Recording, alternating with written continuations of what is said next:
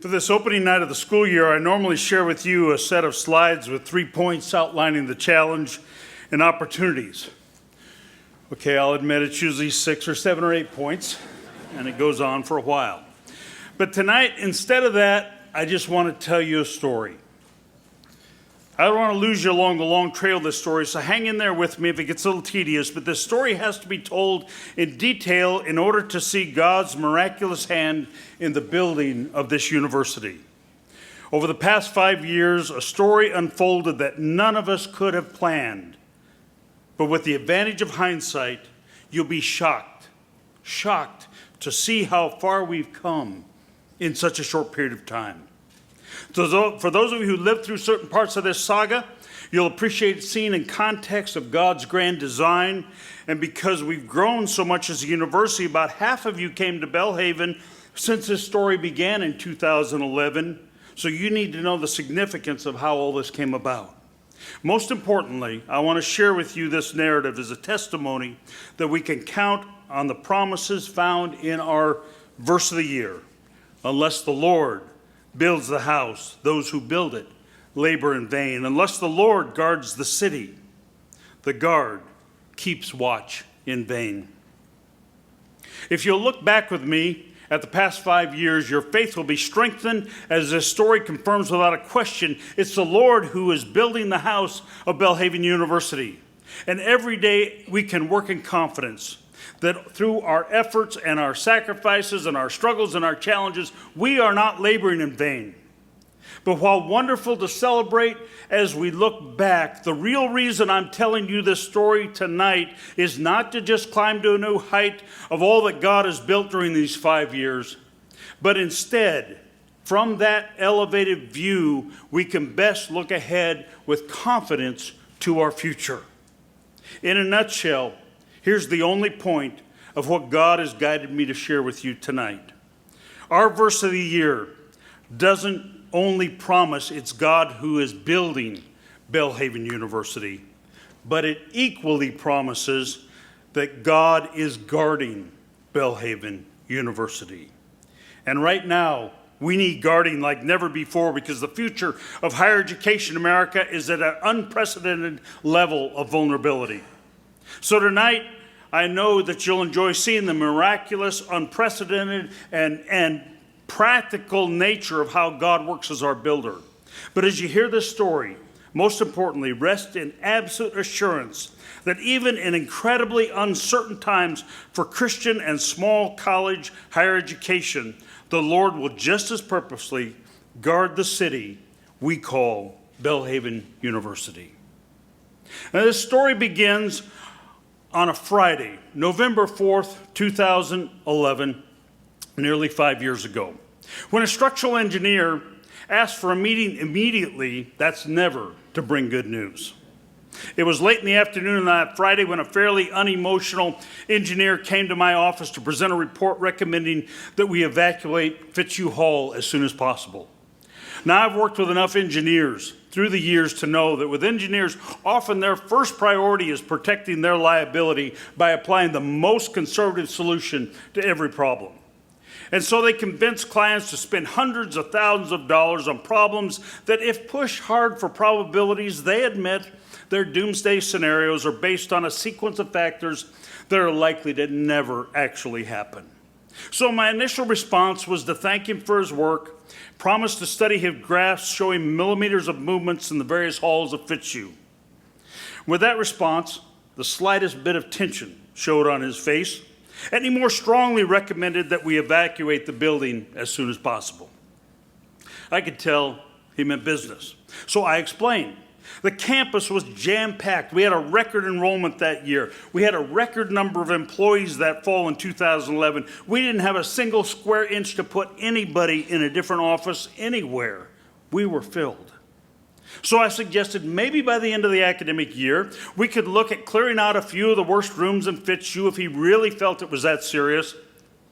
But again, he didn't like my answer, and he pushed harder. To which I told him, okay, the end of semester is just a few weeks away, so maybe over Christmas we could make a few adjustments. Finally, the urgency of the situation broke through on his placid analytical demeanor, and he said rather sternly, You need to move out today because that building could fall over any time and needs to be condemned.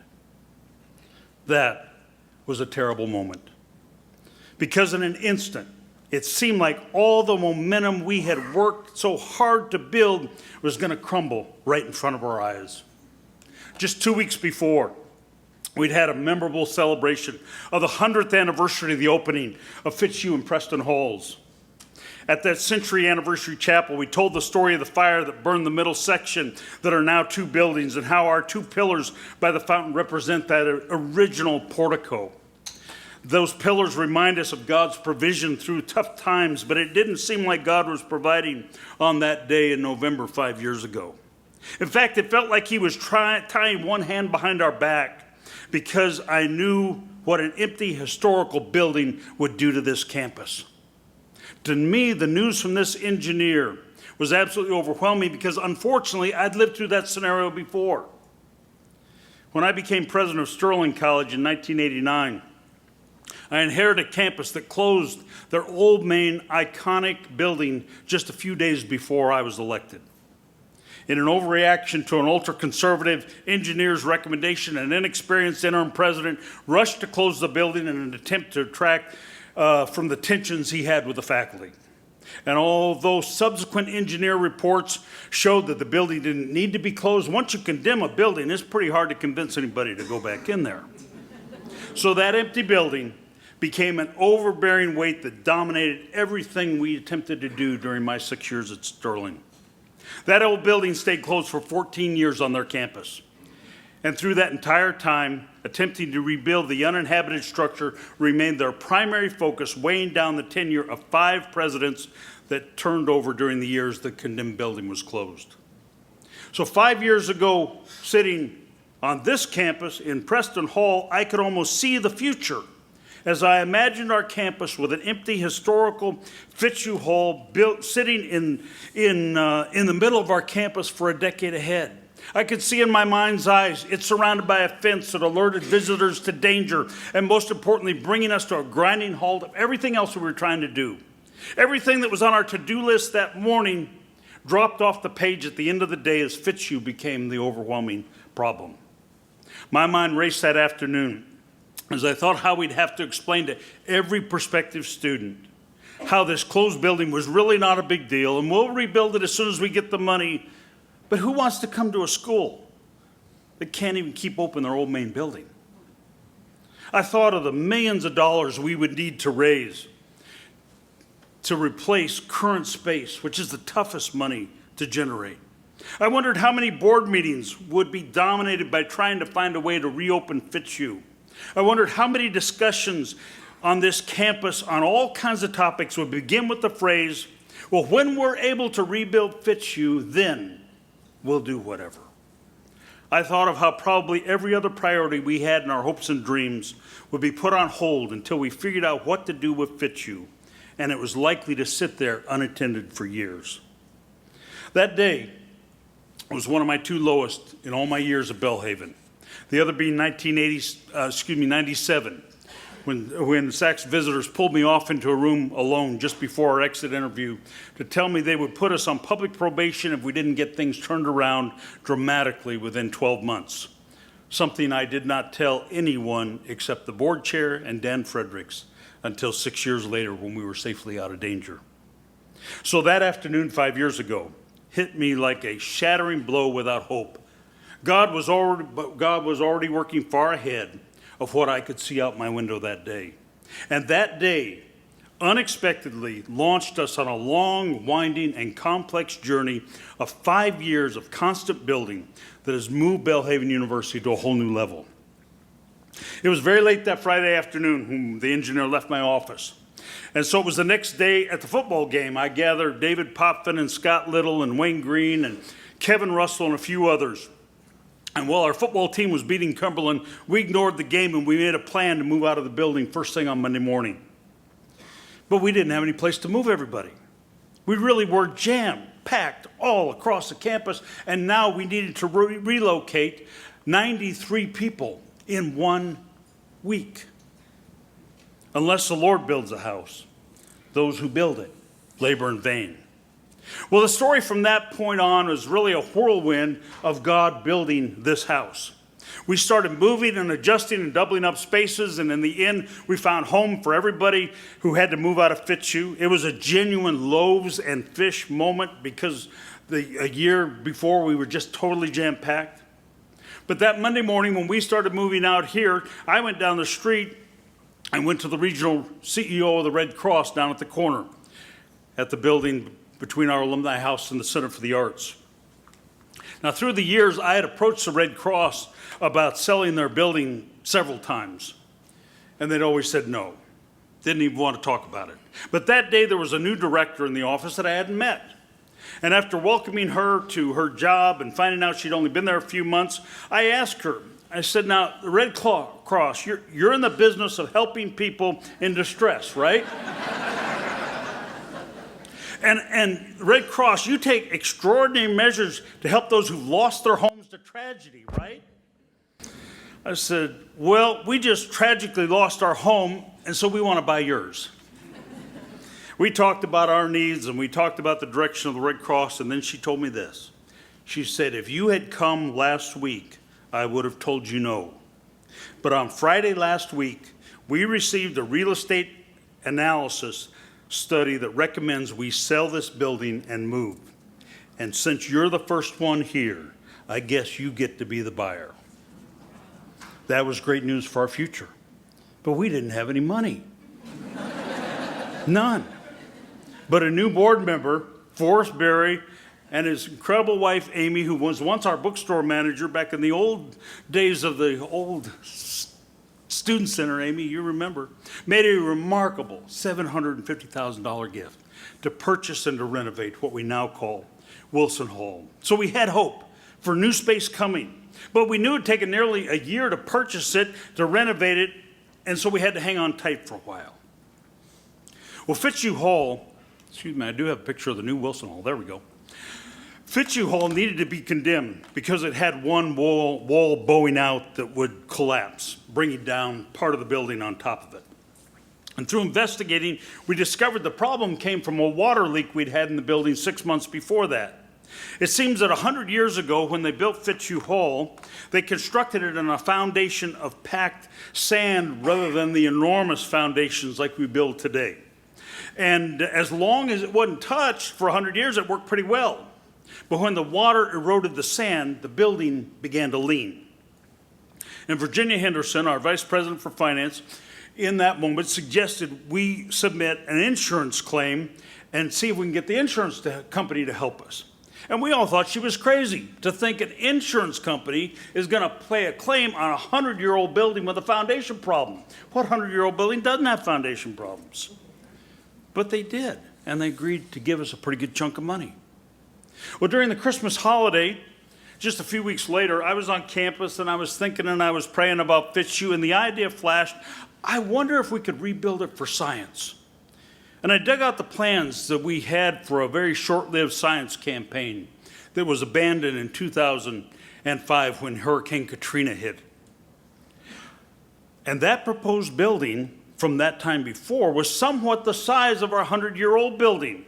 And so we shifted the focus of the architects and told them, draw Fitzhugh Hall as science labs. And a few weeks later, then it was the architects who wanted to come with bad news. They explained that the structure of Fitzhugh was such that the entire building was held up by a center wooden wall. And that meant to make rooms big enough for science labs, the hallway would have to be moved out to the outer wall, and the only way to rebuild it as science was not to replace just the crumbling wall, but take the entire building down to the ground and start over without that center hallway. Well, we didn't want to tear down when we knew fixing one wall would make it usable, so we went back to plan A. But a few weeks later, we got the insurance adjusters asking for a meeting for what they said was bad news.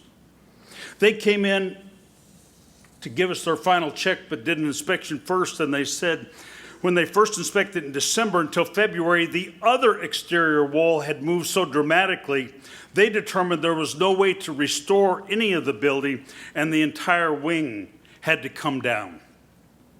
And so it was so dangerous at that point that even the Jackson City inspector wouldn't go inside. But to help cushion the blow, the insurance company said, since it has to come down all the way, they would increase the payment several $100,000 and gave us $1.3 million on that building and wouldn't require us to build it back to the original design.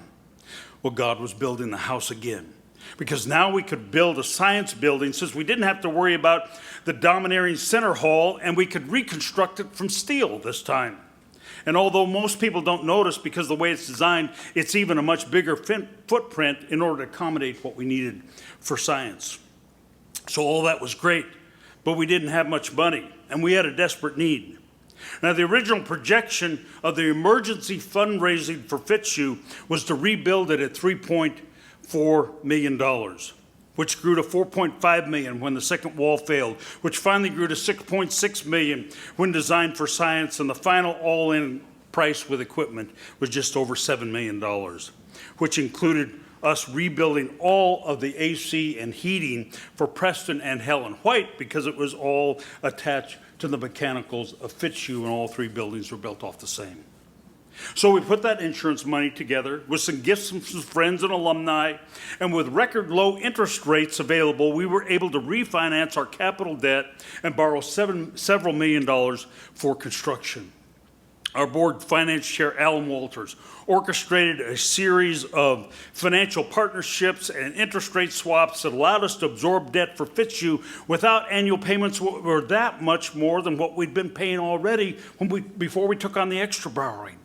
And see, even in the finance, God was building this house. Well, with the potential of the new building for science labs, we just assumed that the old science labs, they wouldn't be used for the 93 people we moved out of Fitzhugh. But by this time, we had everybody pretty much settled in new spaces, and we had the Red Cross building under construction and renovation, and determined for the most part, everybody was pretty happy and located in the place that they were using. So all of a sudden it became evident we had 2 floors of the old science building, labs in Irby, that were not going to be needed for any specific occupants. And that newly available space triggered a reoccurring discussion that some of us had explored through the years of starting a nursing program. Although needing dramatic renovation, the old science labs were perfect space for nursing on the top floor, and the School of Education was totally jammed up in the basement of Preston, and so they could move into the bottom floor of Irby, and those spaces then could be expanded to meet their needs as well. But starting a nursing program is far from a slam dunk.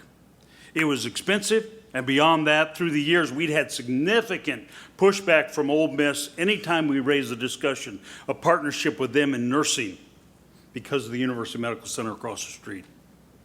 But a partnership was really our only option, because we never had any space to do this on our own, because we didn't have room to put nursing until now.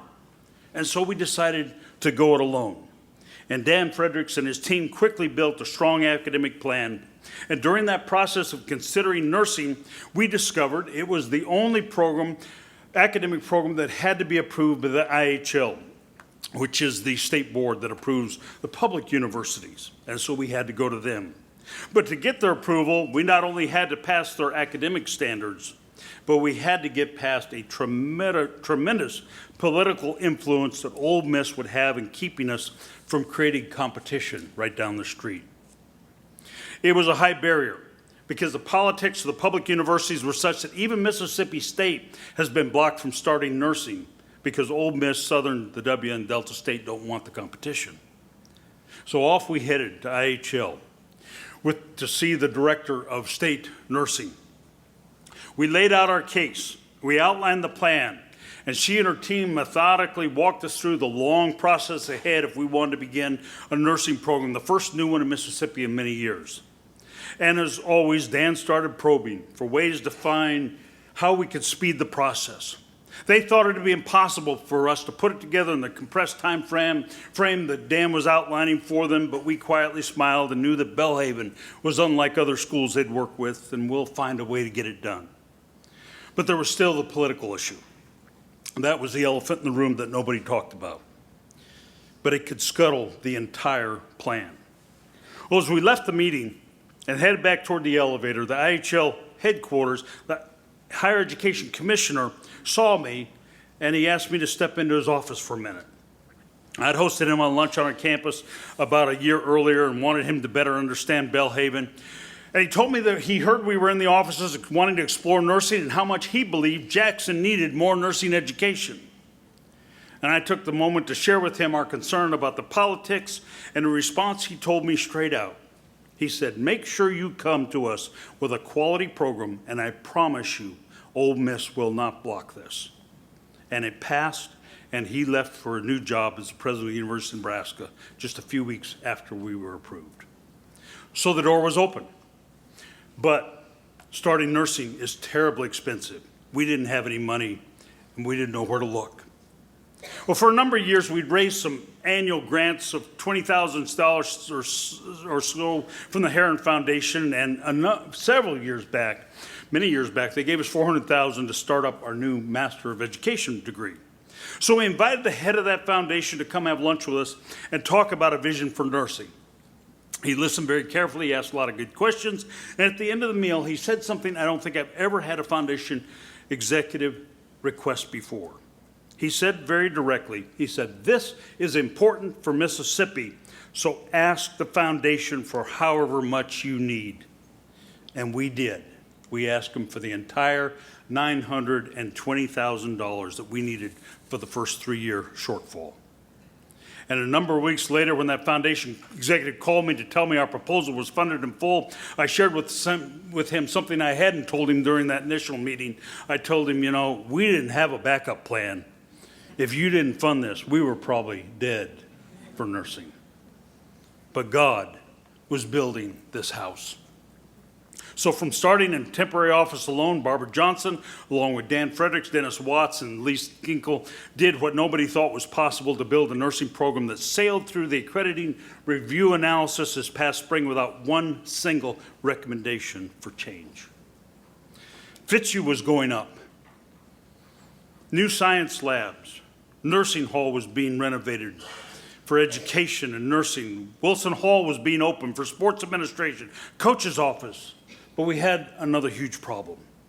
That fall in 2013, we had students living in triple rooms. And by 2014, that number had swollen to over 100 students that were in triple rooms. We tried to keep those students happy by giving them housing discounts, free books, lots of TLC, but putting 3 students in one residence hall room is going to kill retention. We desperately needed a new residence hall. And we also needed one that was an apartment housing option so students wouldn't rush to move off campus as soon as they were eligible to move out of the residence hall. So we started drawing a plan. We designed a wonderful new apartment complex that would be built in the middle of the current practice field between Bitsy, Irby, and the lake. It was called the Belhaven Apartments at Blazer Crossing. And to accommodate that, we developed a plan to move all of our outdoor sports to a property on Lakeland Drive just out past Jackson Prep where we could build practice fields and eventually build a stadium. And we found a good tract of land out there. We signed an option to purchase it. We started to raise the money and get this set of dominoes falling, assuming that athletics would attract all kinds of gifts. But not one single person of means got excited about the Lakeland property. It was across the street from Blue Cross, so we imagined the Blue Cross Athletic Park, and they had zero interest in this thing. It was discouraging. It seemed like we were on a dead end for a new residence hall because we couldn't take that much space without a place for athletic fields. And during a subsequent executive committee meeting of the board, I was sharing some of these roadblocks we were facing, and they recommended that we try to come up with a plan for how to fit athletics all on the main campus except for baseball at Smith Wills. That seemed nearly impossible. There just wasn't enough room. But through conversations with the developer, who's an alum, Andrew Matisse, he sketched out a plan for how to make it work. And with some modifications to the lake, it would all fit, but not if we built the apartment complex in the middle of the practice field. We needed both housing and athletics fields, but at that point, it looked like we needed to just pick one or the other. But a few weeks later, at meetings with the architects, they had drawn out the new apartment complex in the athletic field, and they showed it on the overall campus map so it could see how it related to other buildings. But it was clear in that meeting, this was a forever decision, because if we put it in the field, athletics would have to move on campus. And then in one of those, been in these meetings where this happens, you have one of those pauses where everybody's kind of run out of ideas and it gets quiet. And we said, what if we put it where the tennis courts are beside the student center? They got out the tracing paper, drew it out, and moved the structure into that location, and it almost fit. Not quite, but almost. They reminded me it'd be incredibly demanding to the campus to build in that location right in the center of the campus. But after Fitzhugh construction, we were battle ready and tough, and we could handle it. Some quick calculations showed they'd have to make the building a bit smaller to make it work, but if we got creative, we could do it without eliminating too many beds. And a meeting or two later, they recomputed the cost and got the cost down from $14.5 million to $10 million. And if we built it where the tennis courts were in the future, they said we could fit a tennis center up behind the softball field on Riverside Drive. Well, we didn't have a dime toward this project anyway, so taking $4.5 million off the top sounded pretty good to me. We just had to figure out where to find $10 million. So we examined what new revenue might come from this kind of a being generated by the building. We looked at all the financial scenarios. The bottom line was, ideally, if we could raise $4 million in gifts, then we could comfortably borrow the remaining $6 million and cash flow the debt from what the building earns. But to start construction, a gift of less than $4 million would raise our risk level. Now, Jeff Rickles had been introducing a new friend to Belhaven, Robbie Hughes, who is an incredibly sharp business leader, asked great questions, and she wanted at that point to better understand what God was doing at the university. And during that time, her husband was in the developing stages of Alzheimer's, and when Billy Kim was here, Billy met with him because Dudley had a significant role in the Korean War. In fact, invented a mechanism that made a significant difference in the outcome of the war. And with their love for Korea, it just connected them. And Robbie got interested in our Korean students and our School of Business, and the friendship began to flourish. In the spring of that year, 2014, we were reaching a deadline of whether or not we could build the University Village in time to have it for the fall semester of 2015, or if we'd have to plan a whole nother year in triple rooms. And Jeff Rickles and I had presented the potential residence hall to just a great number of friends, but at that point, we'd only raised about $250,000 toward this $4 million we needed. Most friends looked at the plan, and they suggested just go borrow all the money, since the building's going to generate revenue. Well, they didn't get past that model to look at the complexity of the overall structure to understand the difficulties that would create for us if we had to borrow the full amount of $10 million rather than having some capital in the building. And it was on Friday, April 4th of 2014. Jeff and I hosted Robbie in a small dining room we use sometimes for guests. It overlooks the center of the campus where the eventual International Center, this building, would be built. I looked out on the tennis courts that we prayed would someday be the University Village. We talked that day about a lot of things. Robbie loves to fish, and I love to fish, and so we always got to trade fishing stories. We talked about the end of the academic year. We talked about the success of some of our upcoming graduates. We talked about the plans for this $4 million building. And after dessert, Jeff and I laid out the vision for the apartment complex and what it would do for Belhaven, and how with this International Center, the two buildings would work in tandem, bringing together Korea and America right in our campus as they were together so many years ago when Dudley fought in the war. We explained that the fastest we could construct the apartment complex would take 16 months to build. And so to raise $4 million in commitments during the next 30 days was the only way we could be open for the fall semester a year out. Well, we went on to other topics. We finished up a lovely lunch together and went about the day. Well, Jeff came in my office later that afternoon. He said, I just had a phone call from Robbie Hughes.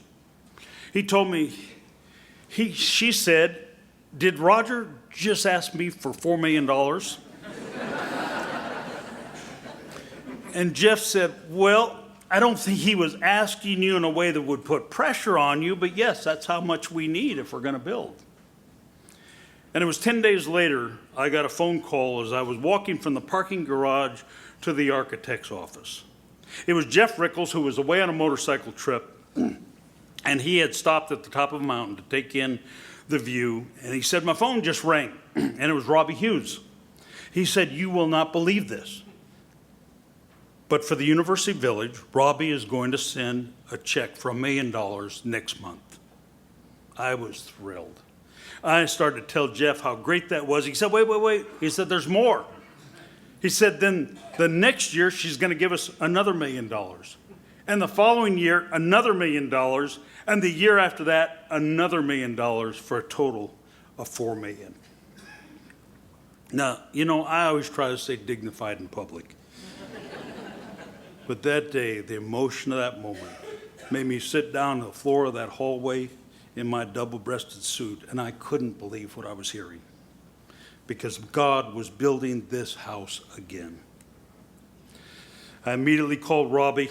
She not only confirmed that that was her intention, but she wanted to make sure that any announcement, God would get the honor and the glory and not her. And God has been lifted up through this beautiful building. Well, after getting myself together in that hallway, I went into the architect's conference room where they were waiting, and I said, we've got the money, let's build it. Construction began within days, and we completed the building, literally, David Poppin tells me, with 1 hour to spare for the fall semester of the following year. And then to top it off, a stock Robbie held unexpectedly surged, and her 4-year pledge was paid in 8 months, which saved us tens of thousands of dollars in interest. God surprises us in the most remarkable ways when he is building the house. And then to cap it off again, on top of capping it off, this summer, Robbie donated her elegant home in Fondren to the university that will hold for 3 years as required by tax code, and then sell it to invest the proceeds in what God is building in our future. God keeps building this house. Well, the Dr. Billy Kim International Center, first designed as a student center, have been in our plans for some time, and we've raised about $1.5 million toward this project, and the board and I were very committed that we would have to have nearly all the money solid in place before we'd build. That remarkable journey of this building began 7 years ago when I was headed to Korea for a meeting of the Lausanne Committee for World Evangelization. I wanted to visit some schools to recruit a few students while I was there, and so I called a friend who's vice president of the Billy Graham Association, asked him if he had any good contacts in Korea that could help me. We had some connections at that time with Seoul Women's University, a few other schools, but nothing significant was really happening in Korea to attract students to Belhaven. He recommended that I meet Joseph Kim, who's the son of Dr. Billy Kim. He went on to tell me how Joseph was a pastor, head of a Christian school, and also connected to the Association of Christians Educators of Korea. So for that meeting of Lausanne, I went a few days early to make some visits, including seeing Joseph, who I really enjoyed meeting because he's got one of the most remarkable church planting strategies I've ever seen. Well, as Joseph and I talked, he said, "You really need to meet my dad. He would like you."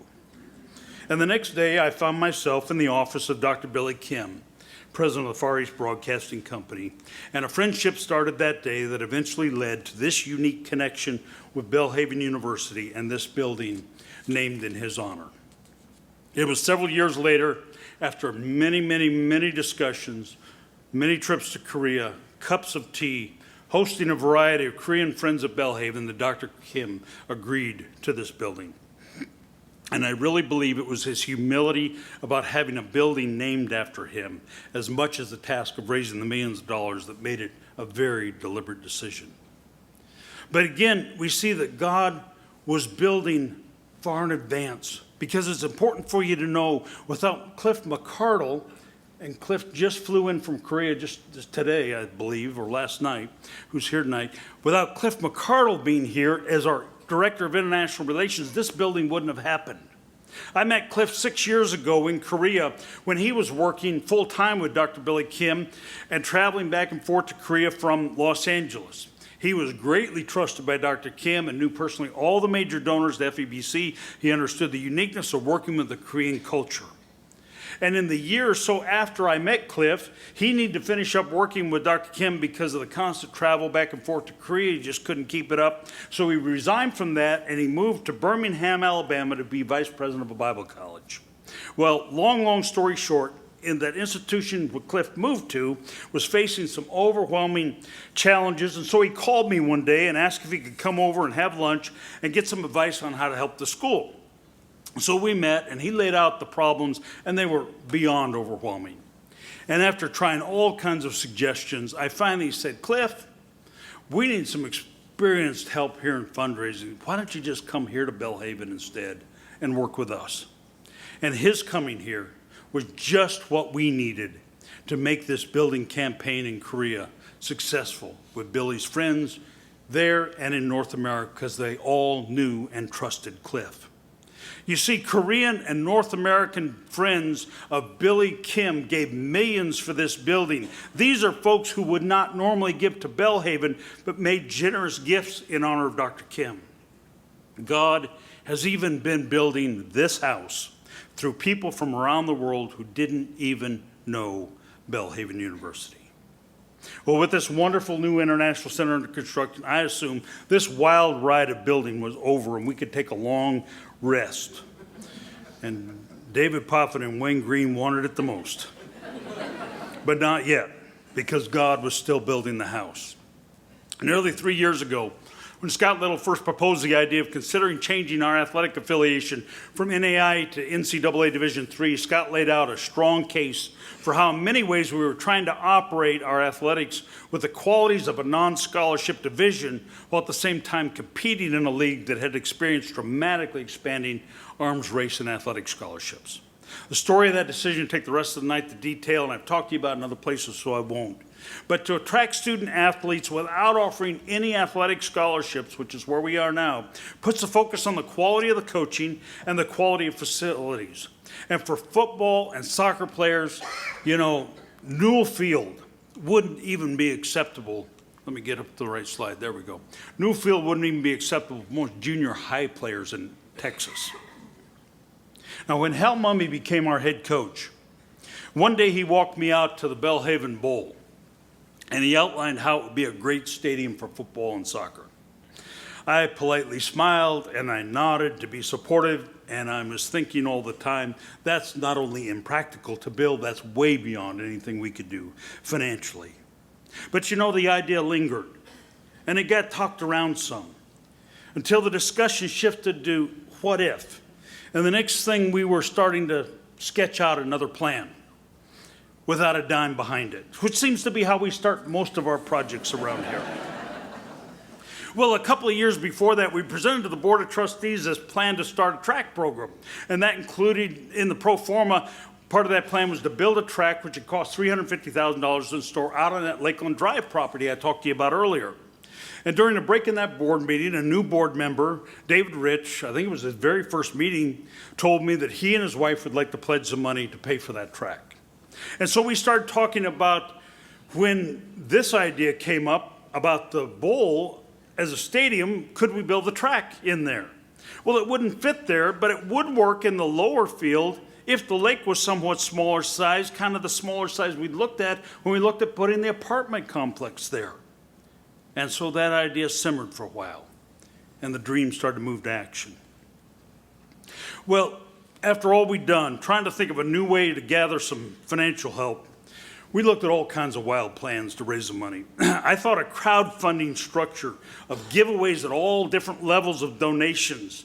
And my kids laughed at me, and they said crowdfunding was about producing a new style skateboard, not about a multi-million-dollar stadium. And they were right. And we looked at selling seats to donors, but we'd have to build a 10,000 seat stadium to make that financial model work, so that wasn't going to work. We looked at selling luxury boxes, but Jerry Jones and the Dallas Cowboys stole our idea. We looked at naming it after someone who'd make a substantial gift, and Jeff Rickles and I made $3 million naming requests to a half dozen people, but not one of them was directed to the Lord at that time to give at that level, although they were all interested.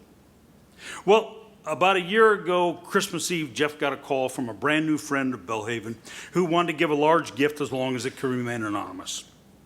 Jeff and I had met with him a few weeks before, shared the vision of the stadium, and so to start the school new year with that gift, we had the seed money of the campaign.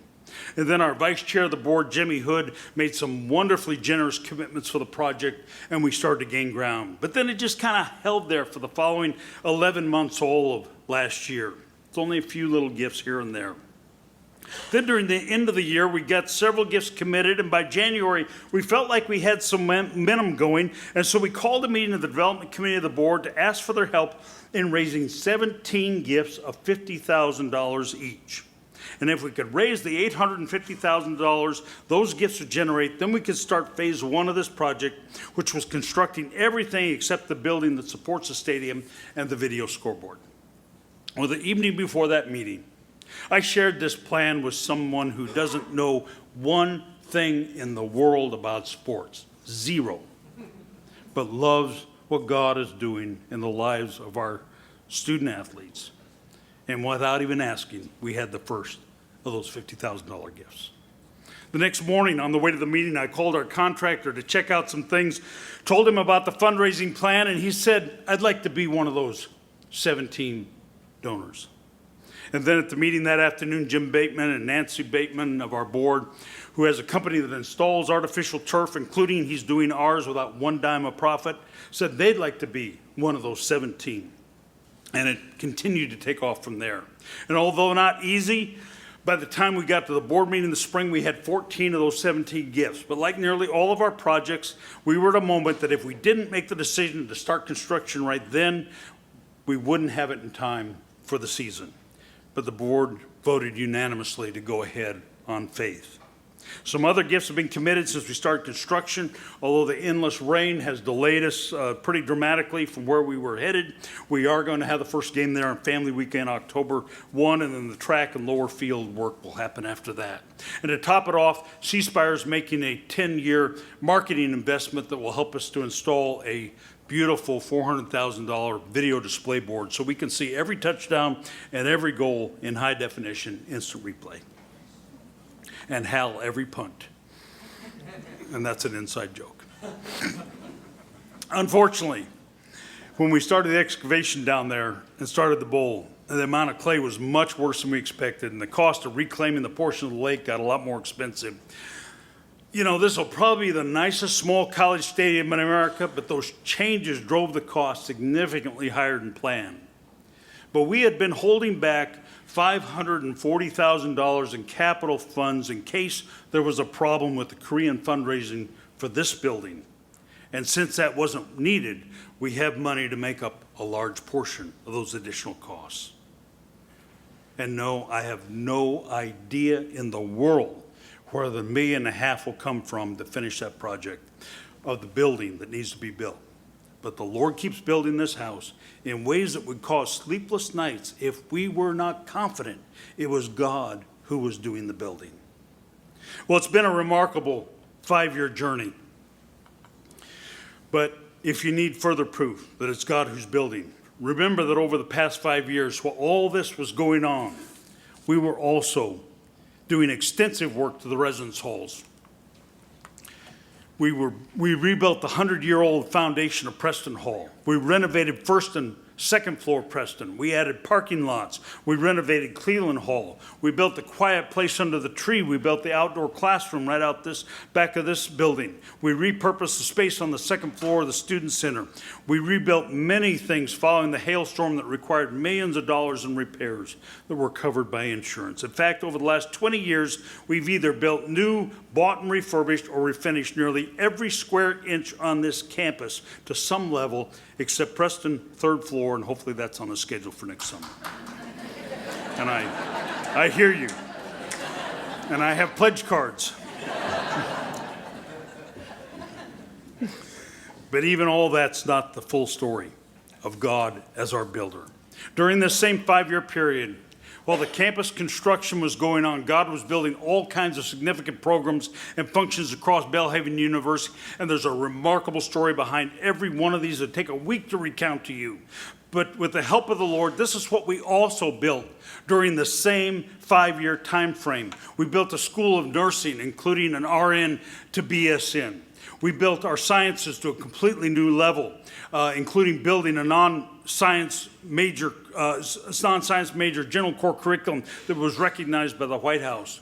We built a general core curriculum. We built a new major in social work that's nationally accredited. We built a major in computer science. We built the start of a film production major. We built a major in applied English. We built a BFA in theater. We built a significant engineering partnership with Ole Miss. We built a partnership for education degrees with the K-12 Teachers Alliance and a hybrid format delivery for those programs. We built an MFA in dance. We built, where's my slide? We built an English as a second language program, course of study for international students. We built the first foundations of PhD and other doctoral programs. We built a new recruiting structure to significantly grow the number of non-special interest traditional students. We built a number of new online degrees of undergraduate and graduate degrees, including Master of Health Administration, Master of Leadership, Science and Leadership, Master degrees in Education. We built our online enrollment by over 400%. We built the Wynn Kenyon Think Center. We built a vibrant retention program. We built a textbook rental program. We built our adult and graduate in-house marketing and infrastructure to end our 25-year partnership with IPD, the Institute for Professional Development. We built in Atlanta a beautiful new campus at a major crossroads instead of being in a small storefront in a Marietta suburb. We built a new adult and graduate campus in DeSoto, Mississippi. We built a new location for our Chattanooga campus when the landlord repurposed the building we'd called home for many years. We built a new model for Orlando to recruit online students with an on-ground admissions team. We built a totally new website and mobile app design. We built a robust social media program. We built a major gifts development office. We built a dynamic archives and historical display telling the story of the university. We built the first totally fiber optic campus in America with zero investment from us. We built a new chapel structure to provide 2 services so all students could attend. We built the Institute for International Care and Counsel. We built the Marie Hall Society for the Arts. We built the framework to move from the NAIA to the NCAA Division III athletics. We built a track and field program as an intercollegiate sport for both men and women. We built a soccer team that won a national championship. We built a national reputation dance that took us to the top level of collegiate dance nationals. We built a new financial aid and student accounts process. We built a gigantic campus-wide administrative computing system, and we built a financial bottom line that was black 4 out of the last 5 years, including salary increases 4 out of those 5 years. And we built cohesiveness that equipped us to be named one of America's great colleges to work for by the Chronicle of Higher Education. Clearly, God is building this house. Unless the Lord builds the house, those who build it labor in vain. The Lord has gathered here a remarkable group of talented people who are great builders.